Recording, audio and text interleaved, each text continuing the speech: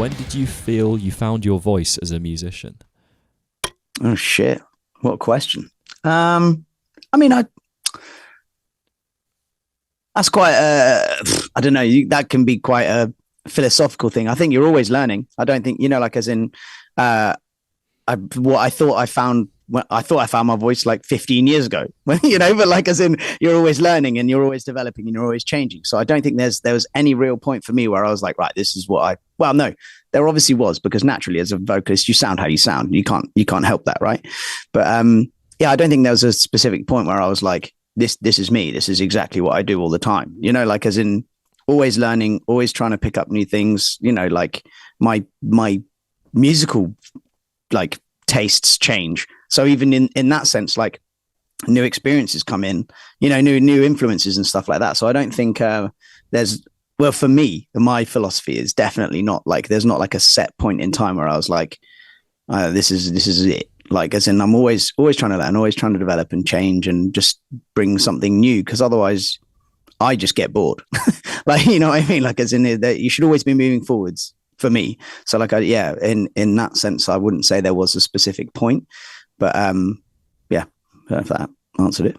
Yeah. I think I think you can overthink your voice, like not your literal voice, but your musical voice. Like, I think for me, I've definitely thought. I've actually, funnily enough, been working a lot on vocals. Like I was just saying to you a second ago, I play guitar, but been working on vocals, and I'm currently in that place of trying to find what is literally my voice. But I think once you've got the hang of kind of roughly what not roughly what you're doing, but like when you feel like you've got some sort of capability, I think it's more about just, like you said, getting the new experiences in and just letting it develop by itself.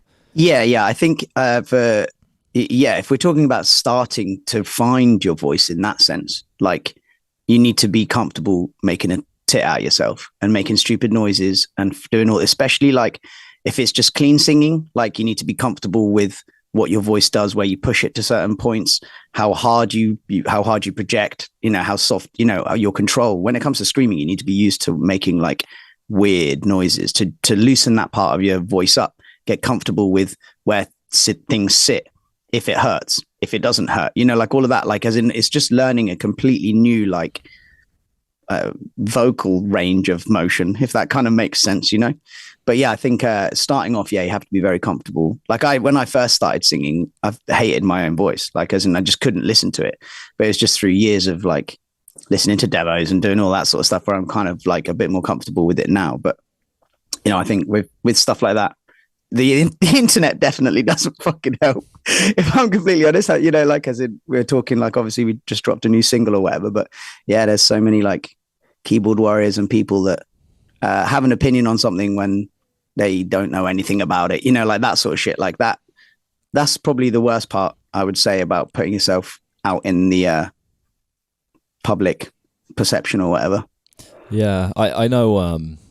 I definitely know the feeling of wondering what people think about it with the vocals. Like I'll go to a little studio nearby, and whenever I hear someone walking by, I have to try and force myself to, no, I'm just going to keep going. I just need to keep, rather than just stopping and wait until they're gone and then carrying on, Yeah, They don't even see me. They don't even know who I am, but I'm still a bit like...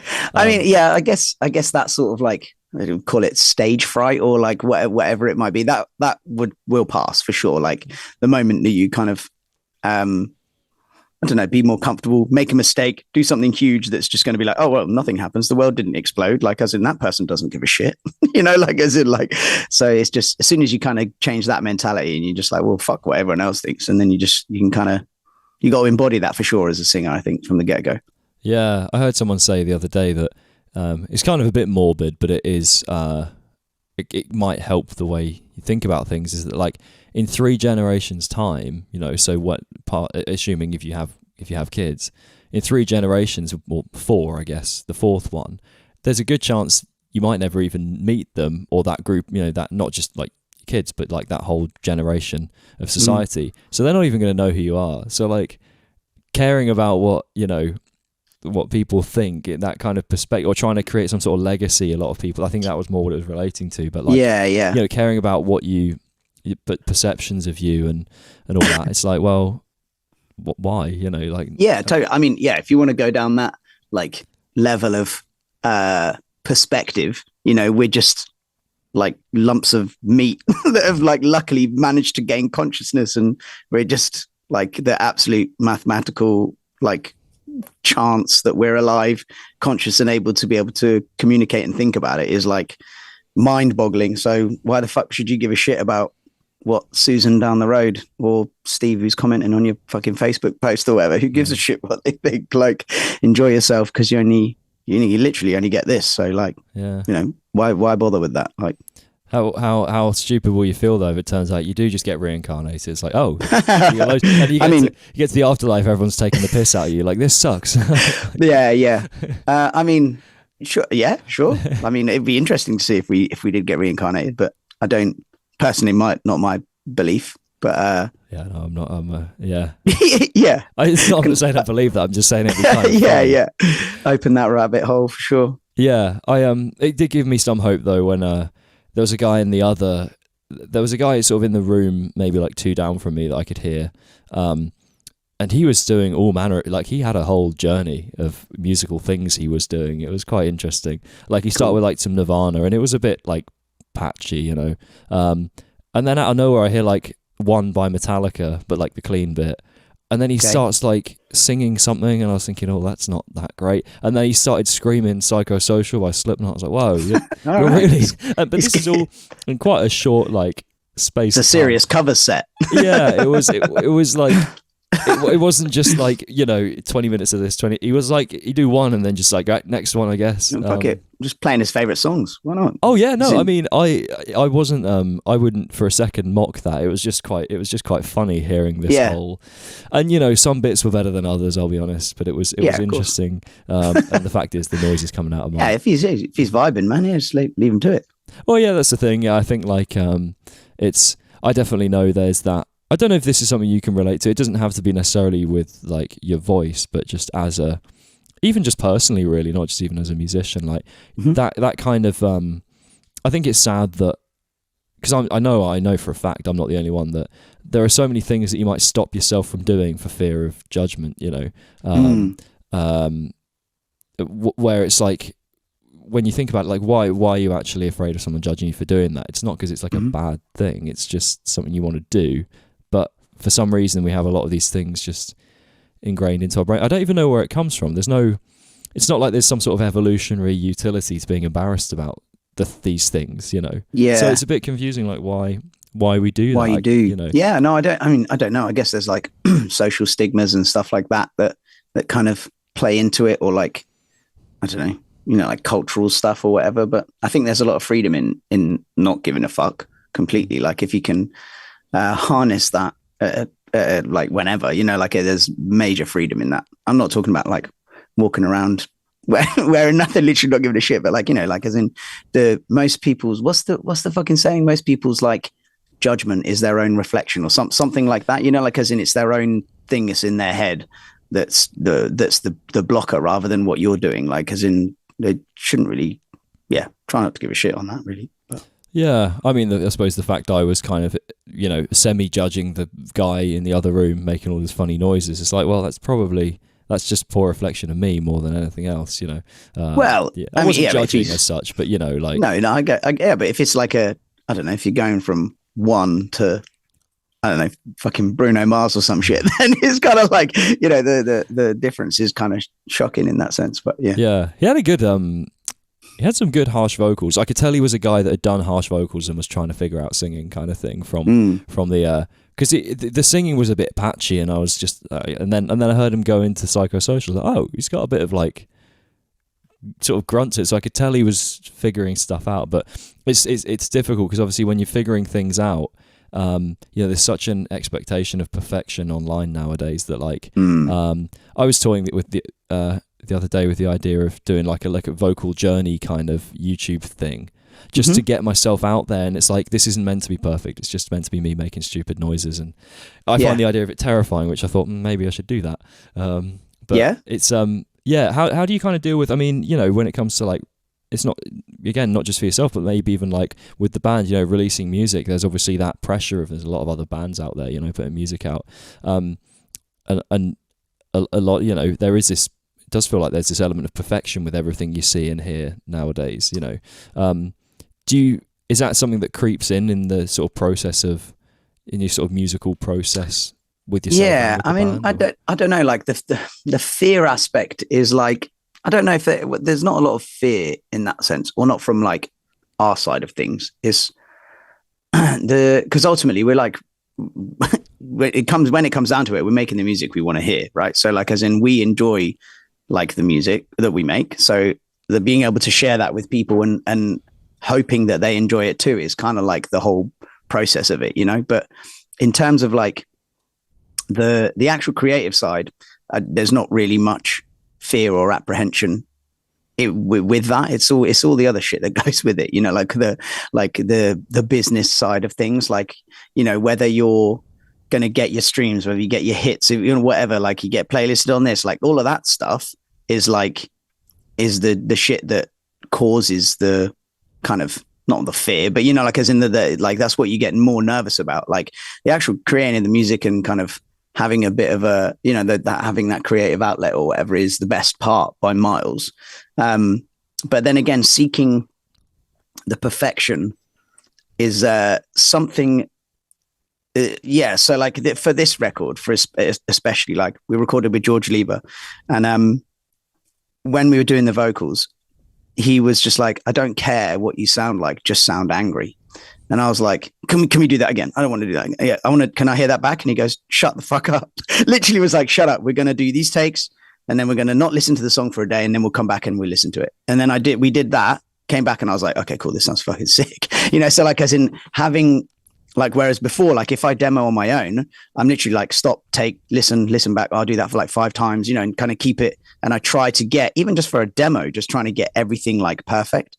But yeah, what he was like, yeah, there's a freedom in, again, coming back to like not giving a fuck, the imperfections, you know, that's where the beauty of certain parts can come, especially when it comes to vocals, like, you know, like a little, not like a huge vocal break, but, you know, like a little vocal break within a scream, or like a little, like something that you do with your voice. You can't replicate it, or if you try, but like, it's just something that happens in the moment, and you can class that as a mistake or an imperfection. But sometimes that's what actually gives you that little bit of like, you know, human aspect to what you're doing, you know, because nobody wants it to just be like a perfect note or whatever, you know, like, and same goes with drums, I guess. Like if you're looking at it in that sense, like putting everything to the grid and making sure everything's like properly, yeah, I know everybody does it, and we program drums on this album, but like, you know, like but like ultimately, like, you know, you've got to have that human aspect to some drums, of course, but, you know, when you're in metal, it can be quite like straight, but yeah, I know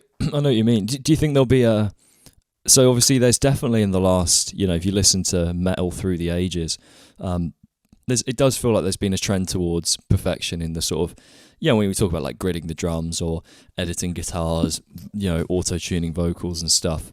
I know it's a pretty industry standard thing, a lot of this stuff, so it's I don't mean it in a critical way at all. Like I did all this stuff with my old band, you know, and do you think there might be a trend away from that at some point where people kind of resist and go like, no, I don't, or, you know, almost maybe even by necessity, where actually the easiest way to stand out maybe from now on is just going to be sure. I mean, imperfect. I mean, when you look at it, like, I guess it's stylistic, right? When you look at metal in that sense, everything kind of to an extent has to be precise to some extent, right? But like when you look at something that's a bit more stylistic and a bit more free, like jazz or even punk, like, you know, you look at bands like, I don't know, Idols or whatever, because they're massive, right? And like their whole thing is not, you know, I'm pretty sure they're not going to have everything like automated MIDI changes or anything, you know, like, as it's not going to be like that. Don't even know if they play to a click or whatever, but, you know, like to me, it feels like they're very much like trying to capture a moment rather than trying to like have a absolutely perfect take, if you see what I mean. So I don't know whether that would happen in metal as much.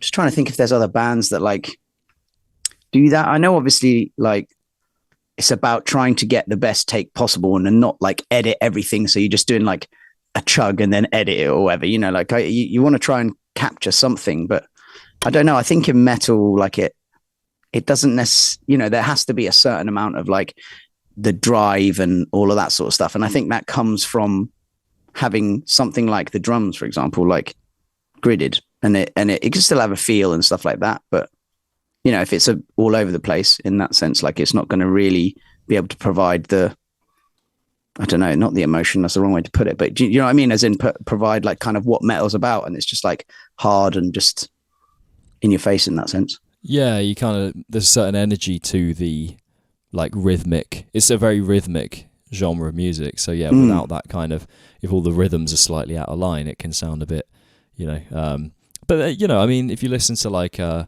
don't know, like Pantera and stuff, I don't know how I don't even know what the process would have been when they were recording. I don't even know if that there was the option for that. I don't know. But you know, that grooved pretty hard, and that's it did. Yeah, totally. I'm just trying to think of like other stuff. I guess like Dillinger as well. Yeah. Car Bomb is probably like an example now. I know they don't play live to a click at all, and their music's like insane. And just to watch it live, and they're doing all the pedal tapping and all that sort of stuff. Like nothing is like, there's literally no laptop, no nothing. So, you know, there are bands definitely doing that, and I do think it can add something, but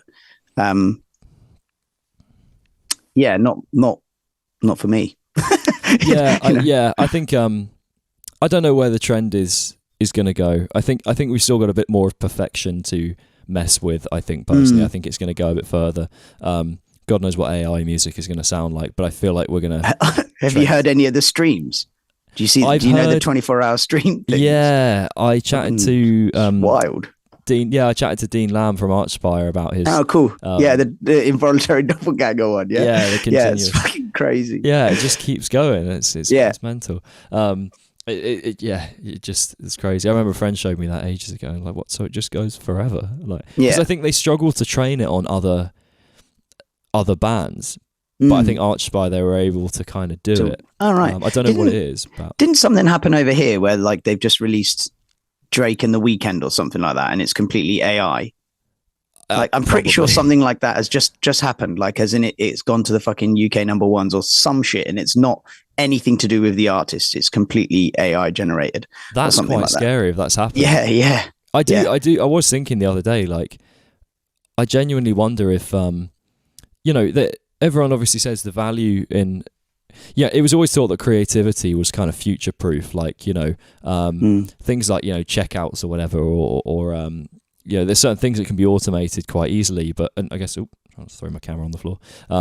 You know, there's certain jobs and things, and if you look at the complexity of some of the stuff you can get these chatbots to come out with, you know, you can get sort of better like copywriting out of chatbots than you can out of people a lot of the time, and it's like, but I kind of always, literally until the last few months, I kind of thought, well, creativity is always going to be, it's going to be like, maybe not impossible to copy, but it's going to be a long time. And then you see this stuff and you're like, especially the artwork you see nowadays. And I saw a really interesting discussion where they were talking about like what we tend to value is the human element, you know, the connection you have with the person above and beyond the music or the art or the or the movie or whatever it is. Like, but like, do we? Is that the case? I don't know. If you could, so that guy that won the competition recently, the photography competition, and it was an AI, and it's like, so maybe we don't value that human thing, which is a bit worrying, because then it's like, well, what, you know,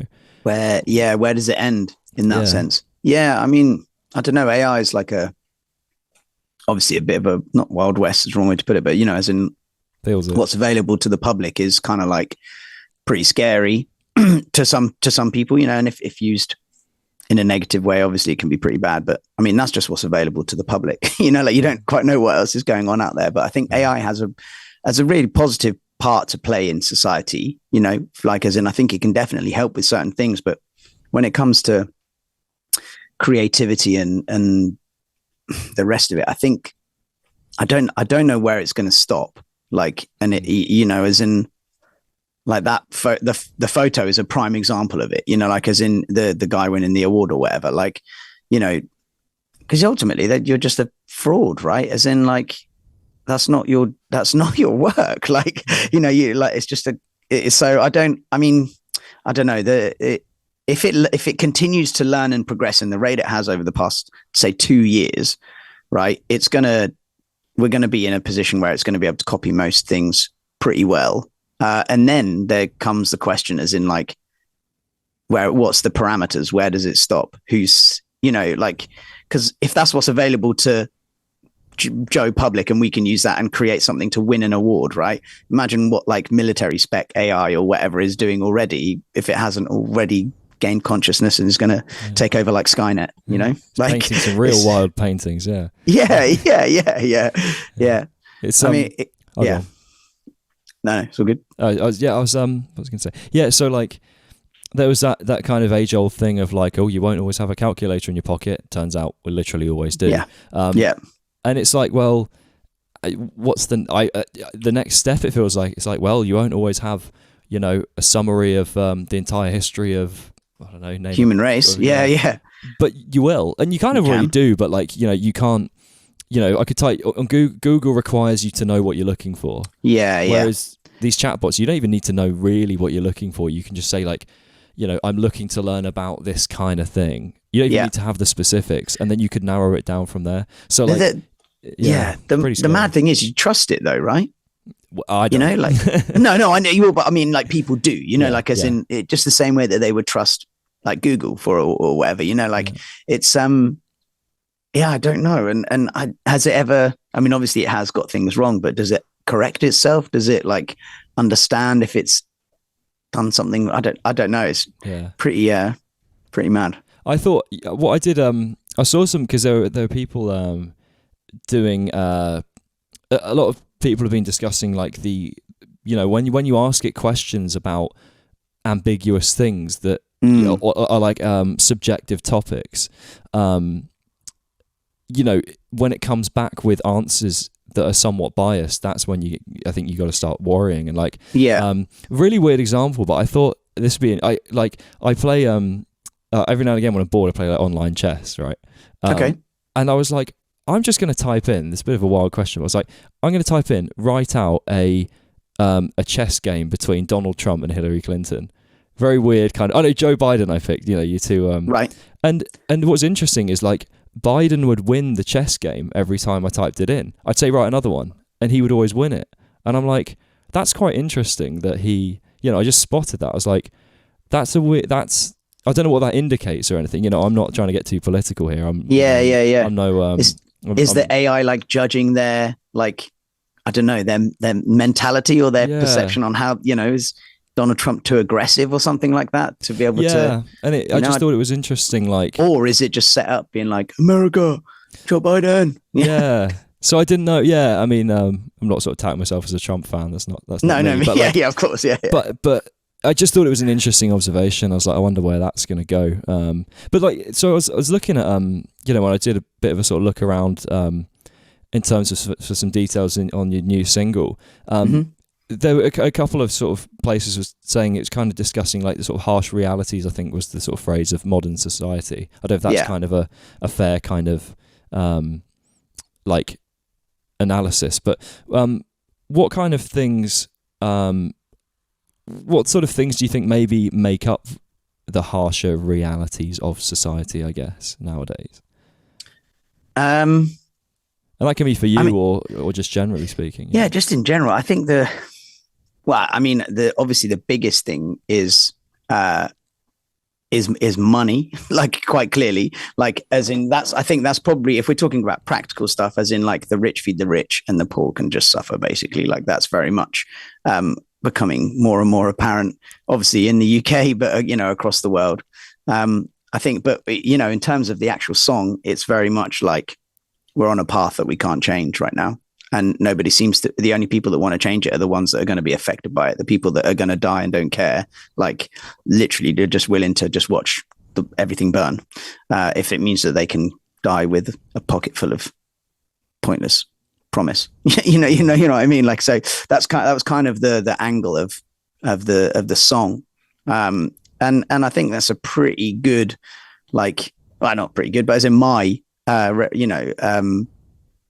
analogy of modern society, everybody who's going to be suffering in the future is the one that wants to change it. But the people that have already done all the shit, like however you want to view it, whether it's through capitalism, whether it's whatever about global warming, whatever it might be, you know, like all levels of the harsher parts of society. Like it's all been, it's just like you have to, I don't know, like I don't want to get too bleak about it, but like it's just kind of the next generations are just left to struggle with it, basically. Yeah, I think one of the saddest things that I kind of observed is that like people will kind of you know, this applies to literally everyone. You kind of almost become like acclimatized to just a level of discomfort, you know, that you just put up with, and like I think the sad reality is that for things to change, things might have to get a lot worse. Like they're already, you know, there's already a lot of things that you know, I'm not even going to start naming things. I mean, people know like what's going wrong, you know. And, you know, we live in a relatively well-off country, and it's like, you know, I kind of think, well, we're already willing to put up with quite a lot of things, you know, clearly, because well, there are people on the streets protesting, but like not en masse, you know. And it's, you know, I think sadly, there's a certain, I think maybe whether it's, you know, however sort of conspiracy you want to get, whether it's governments or you know, corporations or whatever, just know that there's a certain level of things that people put up with, you know, like energy prices. I guess people they've just figured out people put up with a certain amount of shit, basically. Like, it's death by a million paper cuts or whatever, isn't it? Like and 1,000 million, whatever. Yeah, and I feel like they've just sort of somehow figured out where they can stop or how far they can push that, and it's like I said, sadly, it kind of almost feels a bit like things have to go too far to then actually get a reaction out of like every, you know, the public as a whole. Which I think is quite a sad sort of reality. It is. I think there's like, you have to have those like, you know, like massively shocking events, like the whole George Floyd thing, you know, Stephen Lawrence over here, like all the different stuff that's happened throughout the years, unfortunately. And then people try and change, and then ultimately it's bit by bit, things just get like pushed back and back and back and back. And it just ultimately, like, that big change doesn't really end up happening in the long term because of death by a million paper cuts or whatever. Everyone just gets like pushed back.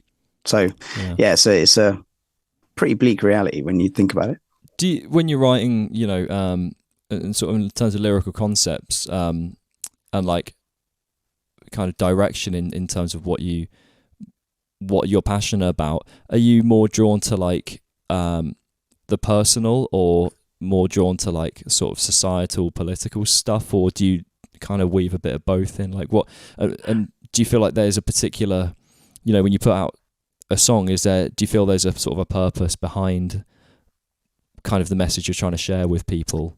Yeah, totally. Like I'm for me, I lean more into like the political, social aspect of it, but that doesn't necessarily mean it's like, oh, fuck the government. But it's like, it's not like that sort of shit, because it affects everybody, you know, but it's my own personal perception of certain situations, you know, and that's how you marry the personal aspect into it. You know, it's very much about your perspective on something and trying to get that across, more than being like trying to list off whatever the banking crashes and stuff like that, you know, Rage was very matter of fact, Rage Against the Machine, very matter of fact with what they're doing, direct about a specific point, something that's happened in history, which is not something I would want to even venture anywhere near, but just trying to be a bit more like poetic and trying to get your perspective of like essentially what angers me like about society is how I write my music. Like it's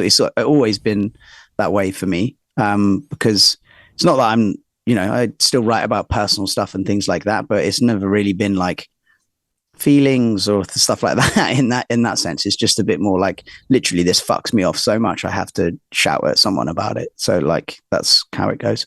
Yeah. Is that because obviously a lot of people, when it comes to writing maybe the more personal stuff, they, you know, lyrics can be this sort of catharsis and this kind of like this outlet.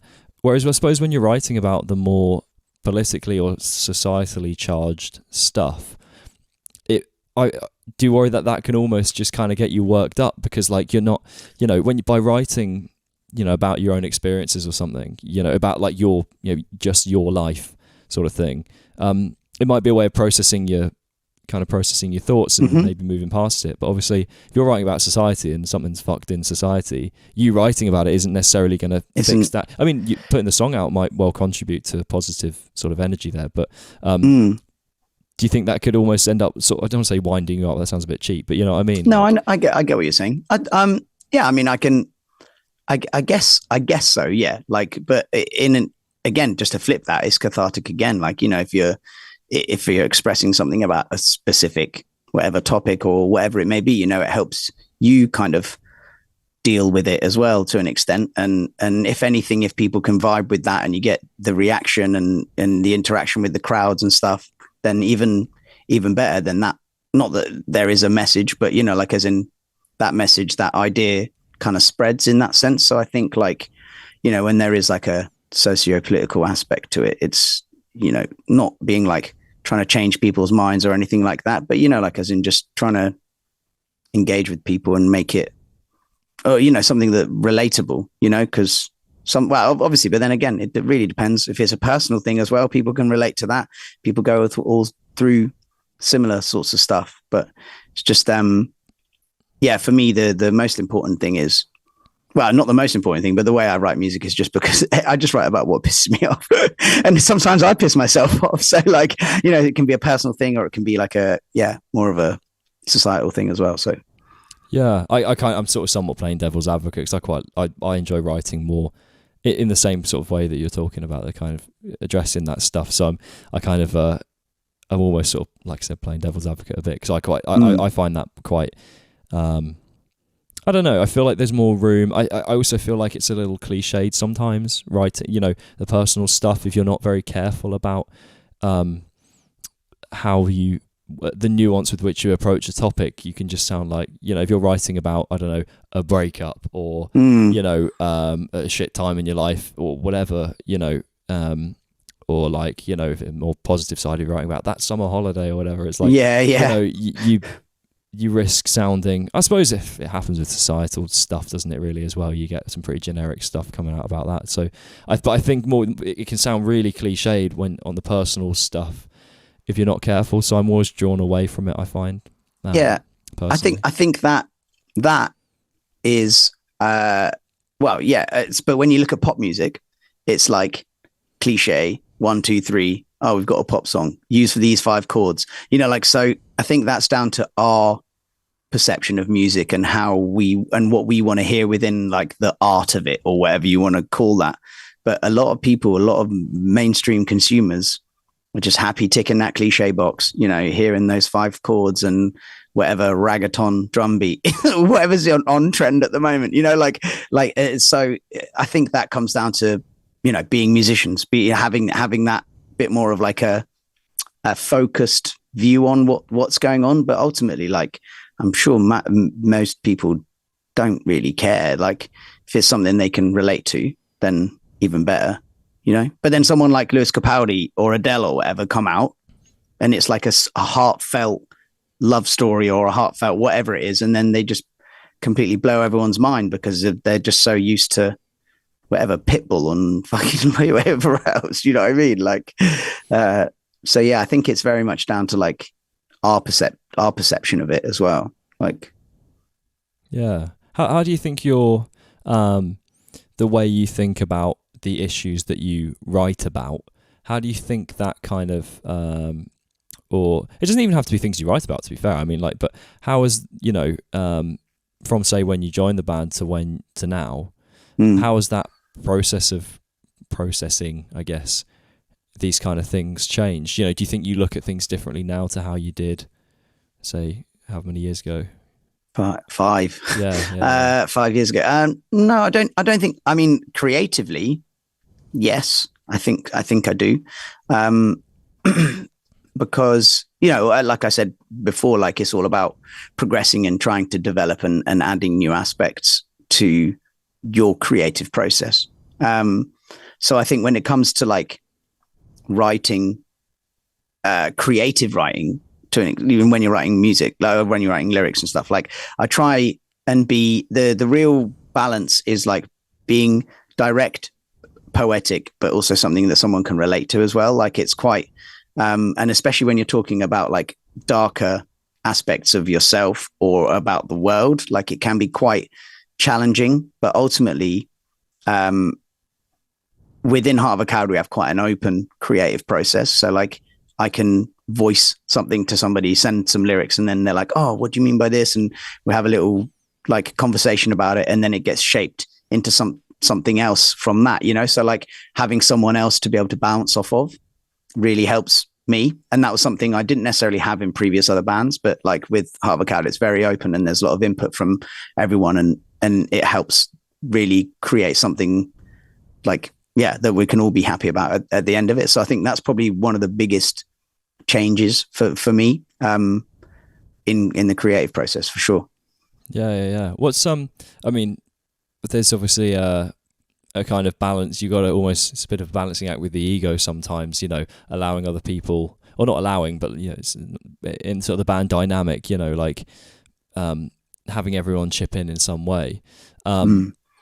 Did you ever have to kind of kill off a bit of ego to let things change, or were you always open to the sort of collaboration and that? No, I mean, I've always been open in that sense, and always tried to like kill the ego as soon as possible, because nobody fucking needs that energy. You know what I mean? Like stay humble, stay open, and be as honest as possible. And that is the best way to be creative with someone. Like it's like letting four other dudes into your mind, like you know like letting them pull apart all your ideas to ultimately bring it back together to make something much better. So there's nothing better to kill the ego than that process in that sense. And also it's just like there's, as a creative, you know, it's not we're a band that plays one person's music. Like everybody has to play those parts, you know, be happy with those parts. Like, yes, there's arguments, and yes, there's discussions or whatever about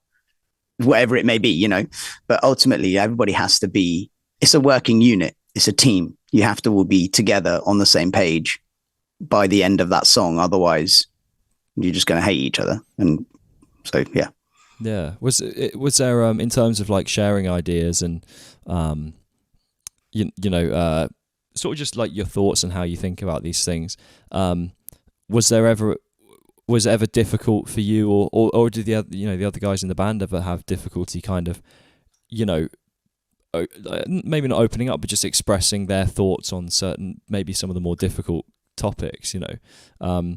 Is that something that's ever proved challenging, or have you always just been able to express yourself quite freely there?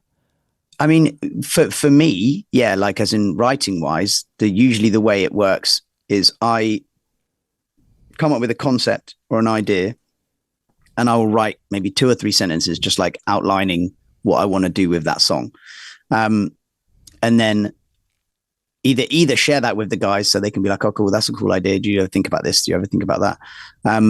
Or I just write the whole thing myself and then share it with them in that sense. So for me, being able to like get across my point, it has never really been much of a problem in that sense. Like, you know, the kind of writing side of it is something I really, really enjoy.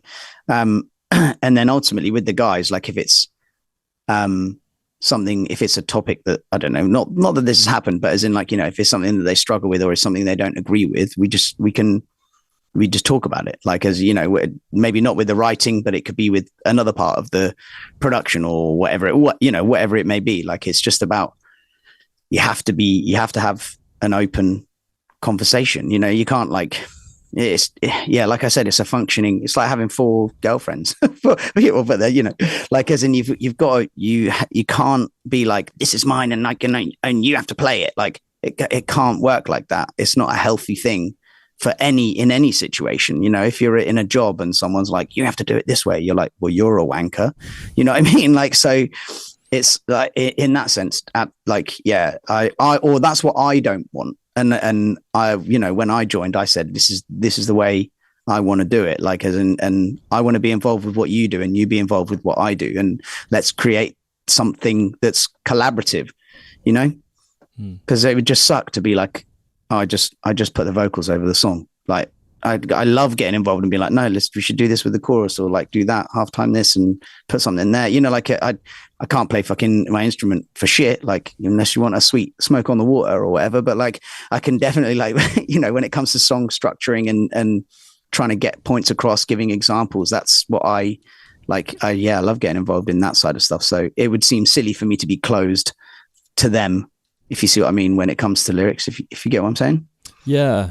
I think, I totally see where you're coming from. I think sort of modern society, I feel like our communication is sort of changing quite. Obviously, seems to have changed quite rapidly, I guess, with the way you can communicate so freely. But I think the irony is now, I think a lot of people are quite afraid to share ideas or to particularly share disagreements if they're. You know, I know so many people. I mean, I'm guilty of it. Who are sort of afraid of conflict when actually that initial conflict, not conflict, you know, like not like a sort of argument, but just like that initial awkward, I don't like that. Would be much easier than a year of a song, and then suddenly just ignoring it or whatever.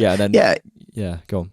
No, and you know, like as in, it's like being in a band. It's like you've got to be. It's like a brother sibling relationship. You know, you just said like, it was like girlfriend, so you got to make your mind up on that pretty quick. Yeah, you know, but like that, like, but it's like.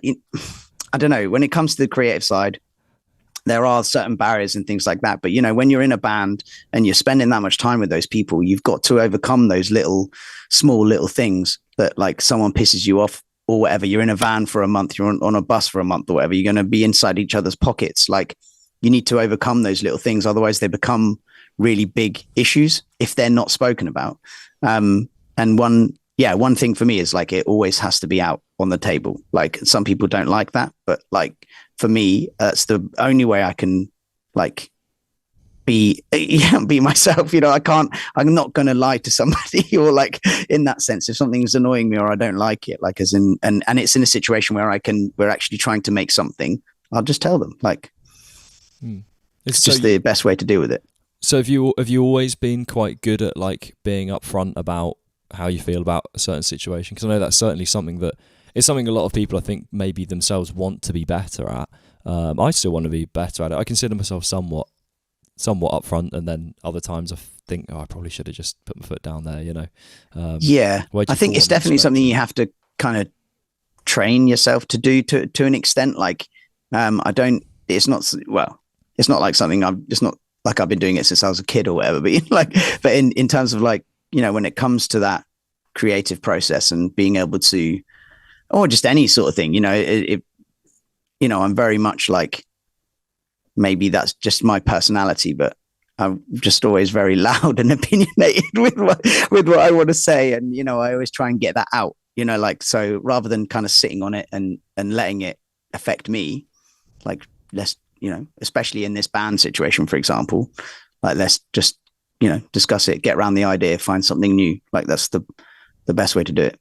Yeah. Do you think, in terms of your like direction sort of going forward, do you have in mind any other kind of concepts, you know, like again, personal or sort of political or anything, or ideas that you want to sort of create some sort of direction towards, you know, sort of going forward, things that you think, I haven't discussed this yet that I want to talk about? No, I mean, well, yeah, probably somewhere along the line. So like my whole thing is like, I need to live my life to be able to get these things, to find these bits of inspiration, you know, like, and at the moment, everything that I'd kind of pulled together and made into like little, you know, voice notes or notes on my phone or whatever, we've put into this album, you know, and there's a few little things that are left over. But in terms of like, new concepts, you need to experience something. You need to go through some things to really put that into a song or into something creative. So in that sense, no, I haven't got anything like on the list, but give it 6 months and I'm sure there's going to be plenty on there, if you know what I mean. Yeah. It's do you ever feel like looking back on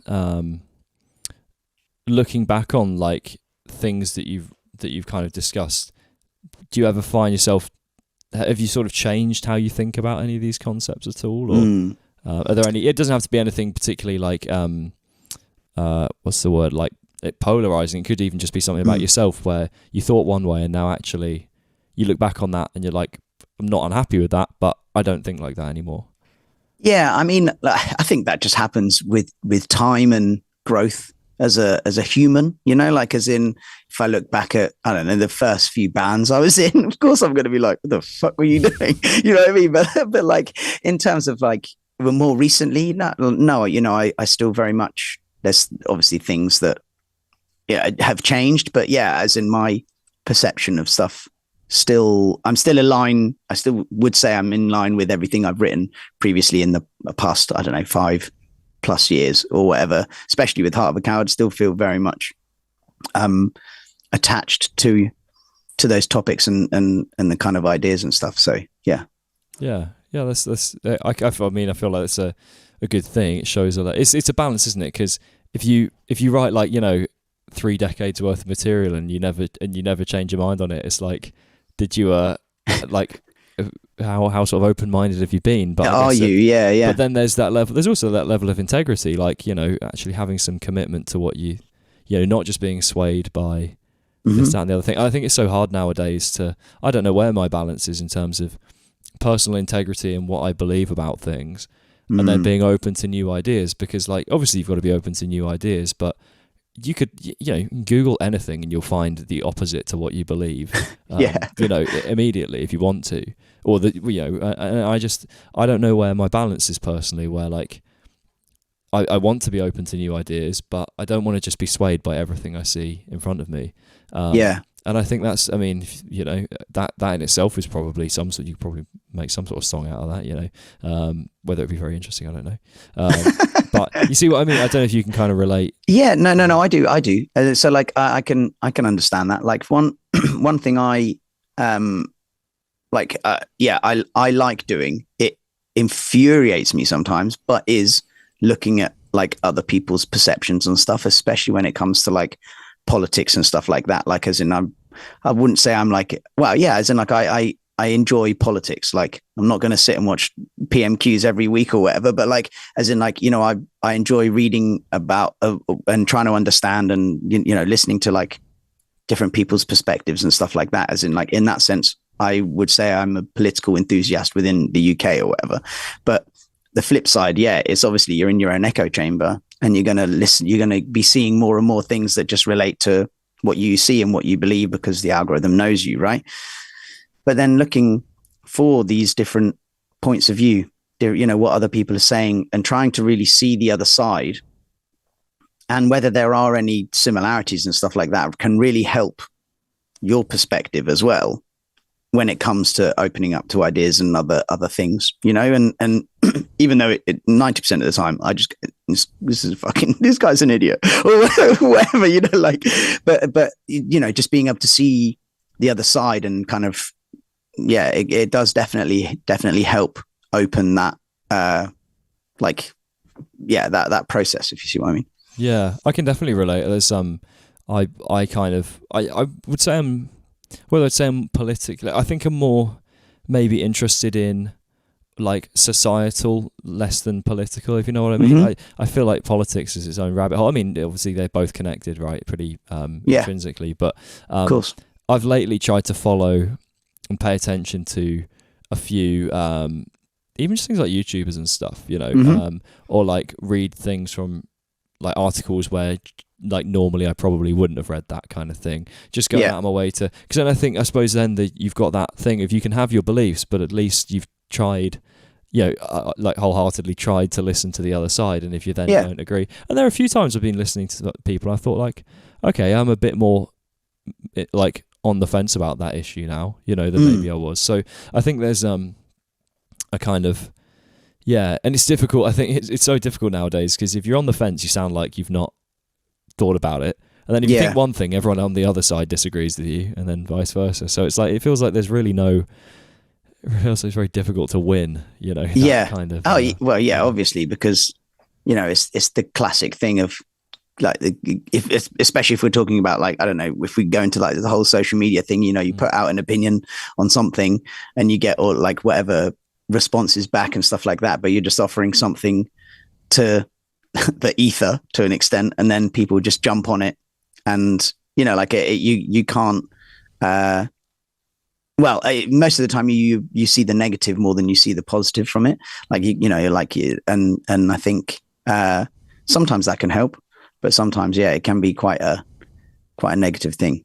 Yeah, it's tricky with the podcast. I kind of think like how I mean this isn't a politics podcast, so I'm kind of I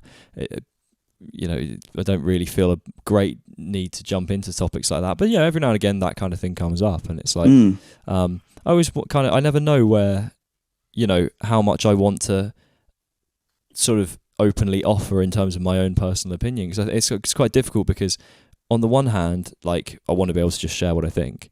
But on the other hand, I've seen it so many times where I follow people.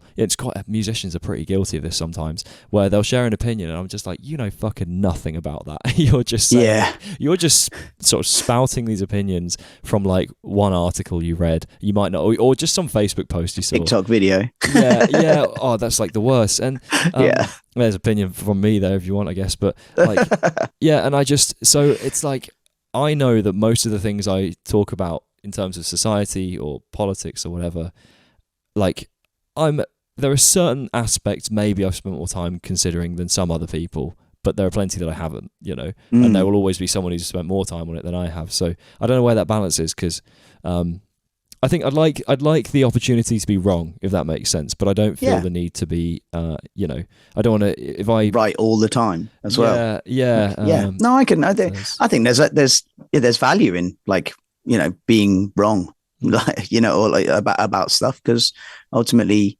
you learn, or you should learn from your failures to an extent, whether that be personal, societal, social media, whatever, like it's, Yeah.